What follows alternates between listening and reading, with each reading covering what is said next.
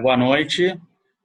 Nós da SBMF, Sociedade Brasileira de Medicina Farmacêutica, nós congregamos os médicos que trabalham na indústria farmacêutica e temos tido um papel fundamental nesse momento da pandemia, no qual nós estamos trabalhando duramente para conseguir trazer a vacina o mais rápido possível para a disposição da população. Nesse sentido, a indústria farmacêutica ela tem investido ao redor de 7 bilhões de dólares no mundo e jogou uma responsabilidade aos nossos profissionais, um desafio nunca antes visto na pesquisa clínica, que era trazer num prazo recorde as vacinas para a população. Observamos algumas situações inéditas que não tínhamos visto aqui no Brasil, que foi, em primeiro lugar, que nós temos uma capacidade muito grande de absorver pesquisas clínicas que exigem uma inclusão de milhares de pacientes, porque nós temos pacientes, obviamente o Brasil, num determinado momento, foi o epicentro da pandemia, e também, não só isso, nós temos bons profissionais e bons centros de pesquisa para que possam conduzir essas pesquisas de forma ideal, que seja considerada o máximo das boas práticas de pesquisa clínica. Por outro lado, vimos também que as autoridades elas aprovaram essas vacinas em tempo recorde, coisas que nós não vínhamos testemunhando inicialmente em relação a outros trabalhos e outras pesquisas que a indústria farmacêutica tentava trazer nos últimos 20 anos com uma dificuldade muito grande de aprovação pelas autoridades, e de maneira que algo mágico aconteceu em que esses protocolos foram aprovados em tempo recorde. Por outro lado, iniciadas as pesquisas, vimos que o Brasil tem um problema grande de infraestrutura na realização dessas pesquisas, mas que tem se esforçado e tem vencido vários obstáculos no sentido de conseguir executar a condução dessas pesquisas. Eu gostaria de passar, então, a palavra para o nosso vice-presidente, o professor Charles Schmidt, que é professor da pós-graduação de pesquisa clínica da Santa Casa, que ele vai poder discorrer com maior tranquilidade esse tema. E depois gostaríamos, então, de voltar a falar do futuro da pesquisa clínica no Brasil. Então, gostaria de agradecer o convite, dizer boa noite a todos. Realmente, como o Dr. Osmo comentou, foi uma grande surpresa que o nosso país respondeu muito bem às necessidades regulatórias e a agilidade de aprovar os estudos, tanto na parte técnica como na parte de bioética, com bastante propriedade.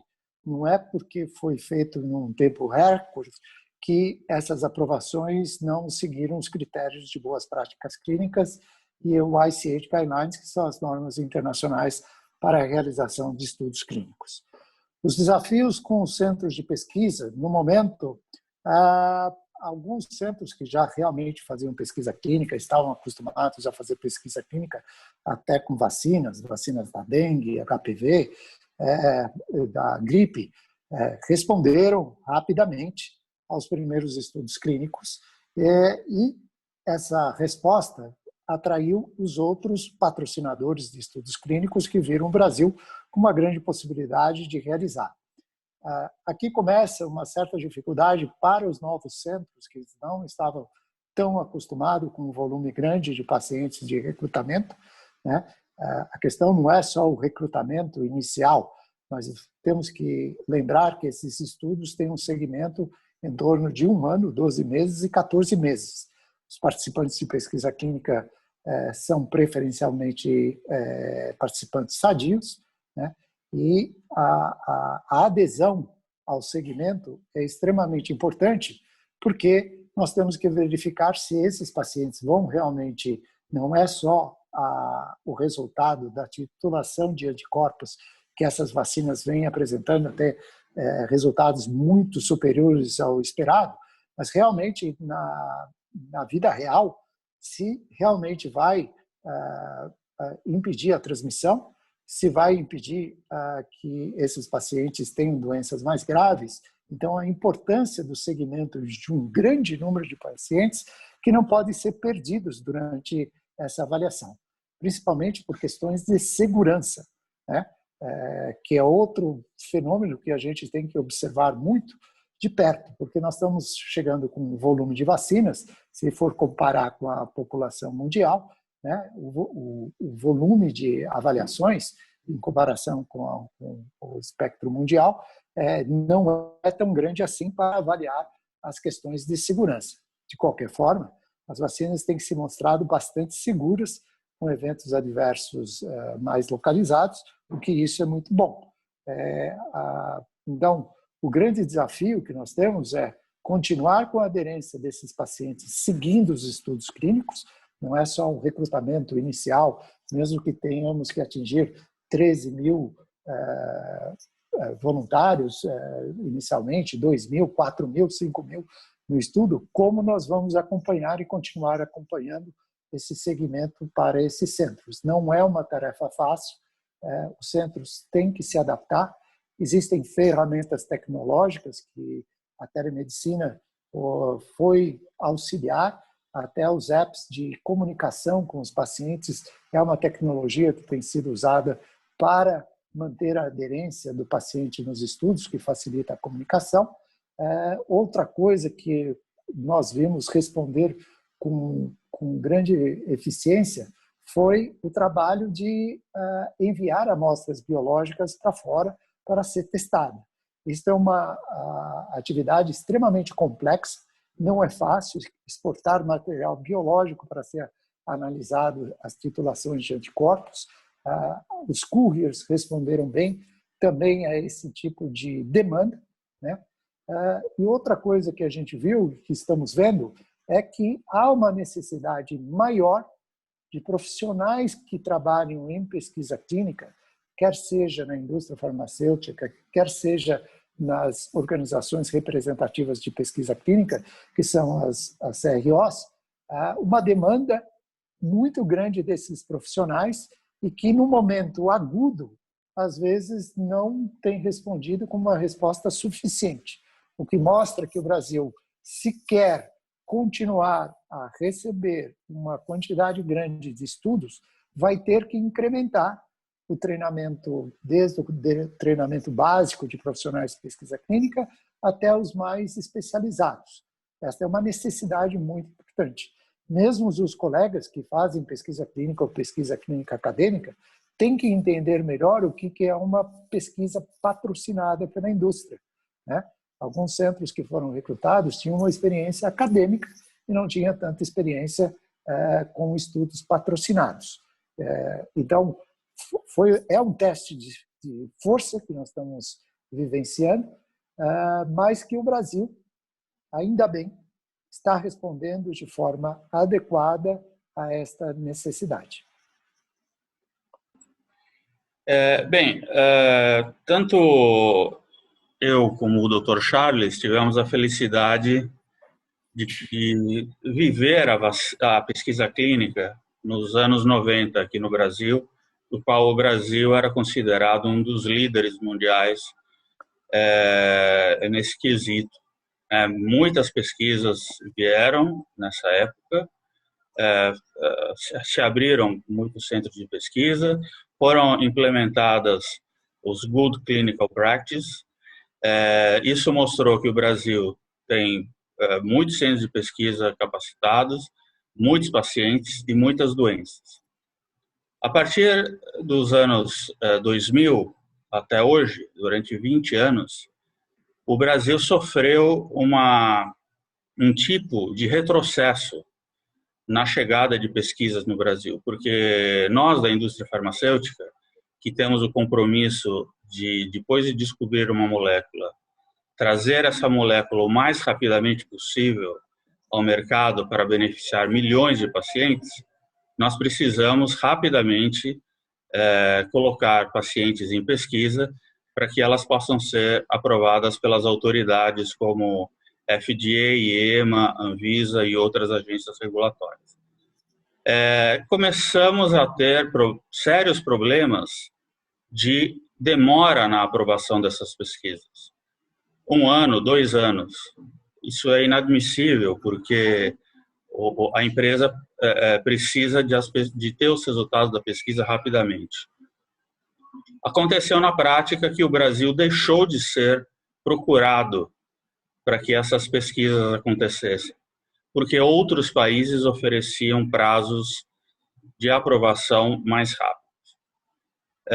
Tendo consciência desse problema, a senadora Ana Amélia, ela propôs a criação de uma lei, um projeto de lei 7082, que está em tramitação no Congresso Nacional, que prevê uma nova organização de como acelerar os processos de aprovação de pesquisas clínicas aqui no Brasil. Estamos aguardando essa aprovação. Estamos aguardando que o presidente da Câmara coloque em pauta essa discussão para que seja aprovada, porque já existe maioria para aprovar essa lei, para que essa lei entre o mais rapidamente possível em vigor, para que o Brasil volte a ocupar o espaço que tinha há mais de 20 anos atrás no mundo em relação à pesquisa clínica. Esse é o anseio da indústria farmacêutica de recolocar o Brasil novamente como contribuidor para que o desenvolvimento de medicamentos aconteça. Eu acho que você, Osmo, tocou um ponto fundamental, porque o que a gente tem visto, infelizmente, no nosso país, a questão política e ideológica falando alto nas questões, não só no nosso país, internacionalmente isso também acontece, sobre as pesquisas clínicas relacionadas à vacina. Isso não é um fato só sobre vacina. Nós temos algumas questões como essa para doenças raras e doenças ultra raras, doenças órfãs, sofrem a questão política e ideológica no seu segmento. Ter uma lei de pesquisa clínica faz com que essas interferências que podem atrapalhar em muito e até perder o valor acadêmico e científico desse trabalho, seja reconhecido, então, um país mais consistente em suas práticas, né? Eu costumo dizer, pessoalmente, que ideologia em pesquisa clínica ou faz câmara de gás ou faz bomba atômica. Não é uma coisa sadia nós termos essa interferência e essa necessidade de a gente trabalhar para que a pesquisa clínica, o regramento dessa lei, vá coibir essas interferências, né? Vai deixar uma transparência mais clara com uma atividade técnica e a questão bioética nos seus parâmetros claros. Uma coisa é a bioética, outra coisa é o paternalismo ideológico que não funciona em lugar nenhum. Nós temos que prevalecer a autonomia do paciente, a garantia da sua segurança, a possibilidade de ter seguros de pesquisa clínica muito mais baratos aqui no país, através de ter uma lei, né? Isso ajudaria bastante e dá uma transparência internacional que o país segue esse regramento sem interferências múltiplas, né? Eu acabo de ver algumas notícias dizendo que vai ser aplicada a vacina sem ter a aprovação da Anvisa. se é fake news ou não é fake news, esse tipo de informação não ajuda em nada o nosso trabalho. Sim, a interferência política na decisão da aprovação da vacina é uma coisa que nós não queremos. Nós queremos que a Anvisa aprove essas vacinas, porque uma vez tendo a aprovação da Anvisa, nós temos a segurança que a população vai receber um medicamento apropriado e que cumpra o seu objetivo de proteger a população contra as infecções. Mas eu queria ressaltar que a aprovação rápida dessas pesquisas das vacinas no Brasil demonstra que as nossas autoridades elas têm totais condições de aprovar pesquisas em tempo recorde e não levar 6 meses, 1 ano ou mais para que essa aprovação aconteça. Como o Dr. Charles Smith falou, parece que existe algum outro tipo de conceito ou preconceito em relação à aprovação dessas pesquisas. Esperamos que, com a aprovação do projeto de lei 7082, nós possamos resolver essa questão e também temos como a maior prova disso a rápida aprovação das pesquisas da vacina. Não importa qual é a origem da vacina, importa que a Anvisa aprove essa vacina e que o maior número de pessoas possa se beneficiar disso. Sabemos que o Brasil, por ser de tamanho continental, vai ter uma dificuldade muito grande para atender rapidamente todas as regiões. O transporte de medicamentos refrigerados no Brasil é extremamente difícil e que esse vai ser o nosso desafio de 2021. A chegada dessas vacinas precisa ser o mais rápido possível para não frustrar a população. Nós não queremos que os brasileiros vão para os Estados Unidos ou Europa tomar a vacina e voltar. Nós queremos que toda a população seja atendida no Programa Nacional de Imunização, através do SUS, o nosso SUS, para que a gente possa conseguir vencer essa pandemia a curto prazo.